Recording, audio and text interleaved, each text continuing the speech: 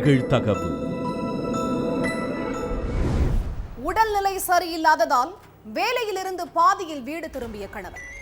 வீட்டின் கதவை திறந்ததும் காத்திருந்த பேரதிர்ச்சி. பாய் பேஸ்டியுடன் மனைவி தனிமையில் இருந்ததை கண்டு கொந்தளித்த கணவன். காலில் விழுந்து கதறி அழுது கொண்டே காலை வாரிய கொடூர மனைவி. துடிக்க துடிக்க கழுத்தை நெரித்து கொன்றுவிட்டு கபட நாடகம். யாருக்கும் சந்தேகம் வராதபடி அழுது புரண்டு நாடகமாடியும் உண்மை வெளிச்சத்திற்கு வந்தது எப்படி?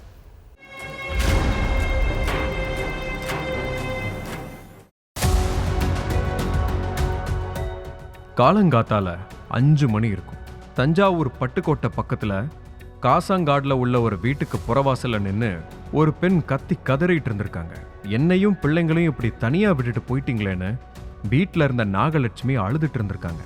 சத்தம் கேட்டு பக்கத்து வீட்டுக்காரங்களாம் வந்து பார்த்தப்ப வீட்டு பின்னாடி இருந்த பூவரச மரத்துல தூக்குல தொங்கிட்டு இருந்திருக்காரு கணவன் பிரகாஷ். விஷயம் தெரிஞ்சு கொஞ்ச நேரத்திலேயே சொந்தக்காரங்கெல்லாம் அங்க வந்துட்டாங்க. என்னாச்சுன்னு மனைவி நாகலட்சுமி கிட்ட விசாரிச்சப்ப வழக்கம் போல நைட்டு குடிச்சிட்டு வீட்டுக்கு வந்தாரு.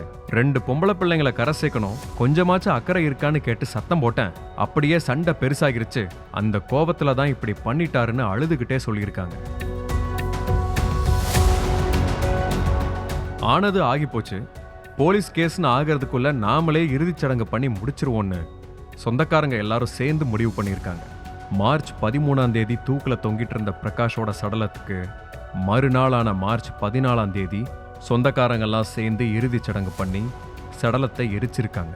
2 நாளைக்கு அப்புறம் பிரகாஷோட பெரியப்பா மகன் சுரேஷ் நாகலட்சுமி கிட்ட போய் அண்ணனோட இறுதிச் சடங்குக்கு ஆன செலவெல்லாம் கொடுங்க, அந்த நேரத்தில் உங்ககிட்ட கேட்கக்கூடாதுன்னு தான் நான் எல்லா பணத்தையும் செட்டில் பண்ணியிருக்கேன், அதுவும் கடன் வாங்கி தான் பண்ணேன். இப்போ நீங்கள் பணத்தை கொடுத்தாதான் அதை கடன் கொடுத்தவங்க கிட்ட கொடுத்து கணக்கு வழக்க முடிக்க முடியும்னு சொல்லியிருக்காரு. அதுக்கு என்கிட்ட இப்போ ஒத்த பைசா கூட இல்லை, எல்லாத்தையும் உங்க அண்ணன் குடிச்சே அழிச்சிட்டாருன்னு சொல்லியிருக்காங்க நாகலட்சுமி.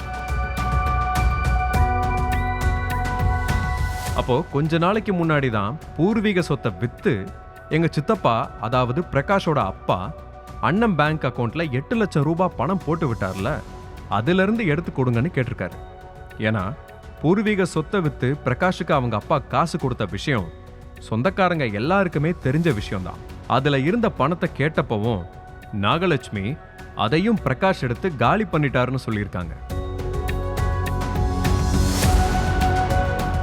உடனே கடுப்பான சுரேஷ் போலீஸ் ஸ்டேஷனுக்கு போய் எங்க அண்ணன் உடம்பு சரியில்லாம இறந்து போயிட்டான், இறுதிச் சடங்குக்கு நான் தான் எல்லா செலவும் பண்ணேன், இப்ப எங்க அண்ணி பணத்தை வச்சுக்கிட்டே ஏமாத்துறாங்க, கொஞ்சம் பேசி பணத்தை மட்டும் வாங்கி கொடுங்கன்னு கேட்டிருக்காரு.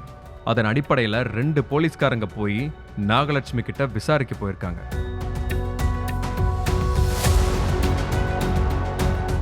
போலீஸ பார்த்ததுமே நாகலட்சுமிக்கு பயத்துல வேர்த்து கொட்டிருக்கு.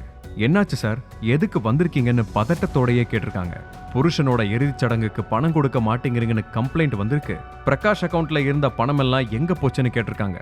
ஆனா போலீஸ் 2 கேள்வி கேட்டதுமே பயத்திலையும் பதட்டத்திலையும் தானாவே எல்லாத்தையும் உளறி இருக்காங்க.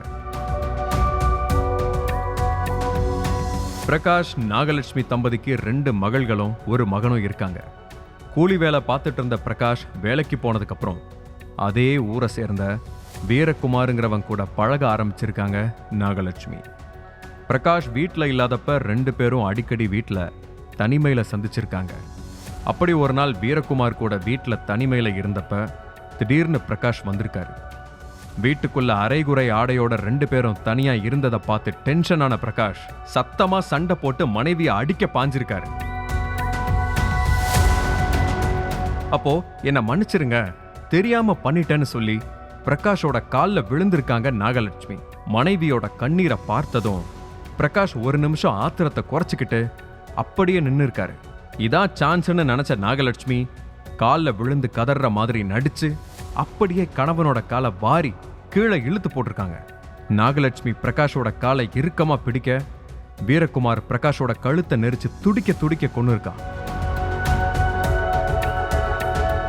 அதுக்கப்புறம் 2 பேரும் சேர்ந்து வீட்டுக்கு பின்னாடி உள்ள மரத்துல தூக்குல தொங்க விட்டு தற்கொலை மாதிரி செட்டப் பண்ணியிருக்காங்க. விசாரணைக்கு அப்புறம் நாகலட்சுமி அரெஸ்ட் பண்ண போலீஸ் தலைமறைவா இருக்கிற வீரகுமாரை தேடிக்கிட்டு இருக்காங்க.